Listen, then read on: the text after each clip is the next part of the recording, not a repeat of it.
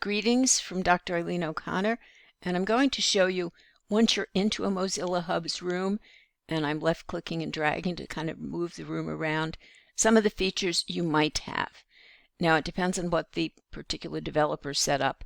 I have the full range here on the bottom so I can demonstrate, and here is my other avatar, and he really isn't here. He's Mr. Anderson. That's just me on another computer to show you what avatars can look like.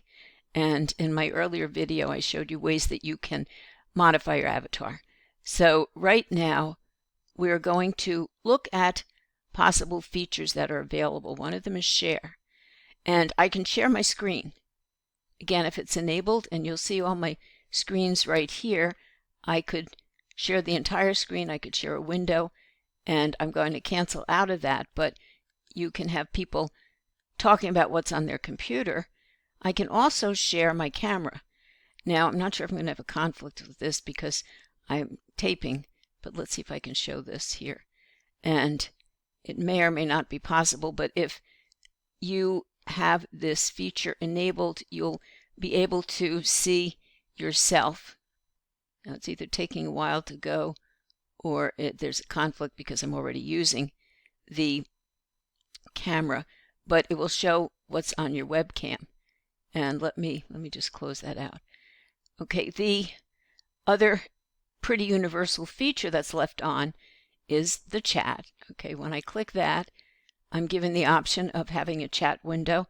That's important if you're having conflicts with the headsets and having echoing where you might want to just chat and turn your voice off.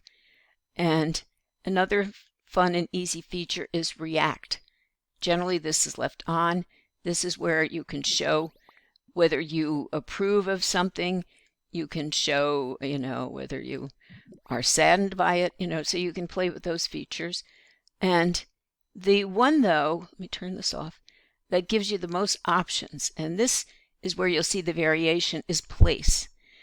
Now, you can, through this camera, actually take a picture of your avatar. But in general, you don't really know what your avatar looks like, and that's how they keep these low bandwidth so that people can view these from a lot of different technologies. Now, 3D models are where you run into trouble. These are models that you can either upload that you've created or that somebody's supplied. And you can see there are quite a lot of them. And they can be seductive in that people will start uploading them.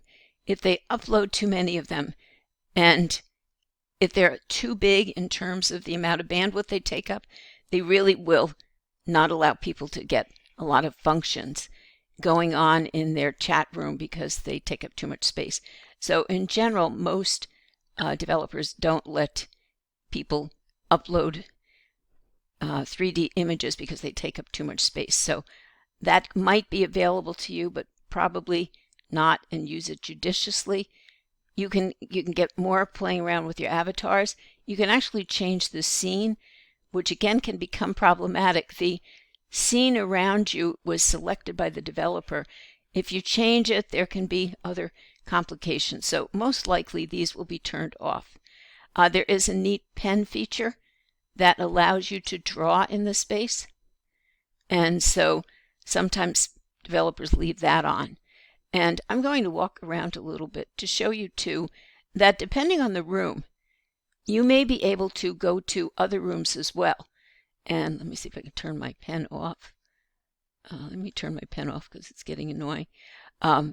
What you can do is take pictures, and if you bring something into this space, you can do something that's known as pinning it, which means it will stay there. Another feature, if it's been enabled by the developer, when you open up Place, is camera. And this actually brings up a little camera. I don't know if I get in closer, you can see it better. Okay, a little camera, and it shows my avatar. Here's my avatar. Now, I can set to take actually a little video of this, or I can just take a picture. And this took me a little while to understand, so it might be changing too. So I'm going to play with taking the picture. It's giving me a 3-second delay, and it took a picture. Now, my picture is here in the environment. Let me see if I can scroll out. Here's the picture of me, and I can tweet it out, which tweets out an invitation to come in and visit this space. But I'm right-clicking on it right now to open up the features. What I can do is something called pinning. So if I pin it, it actually becomes part of that environment. And this is why somebody may or may not allow you to do this, so that this now becomes a little picture that stays in the environment even after you leave it. So there are many features built in.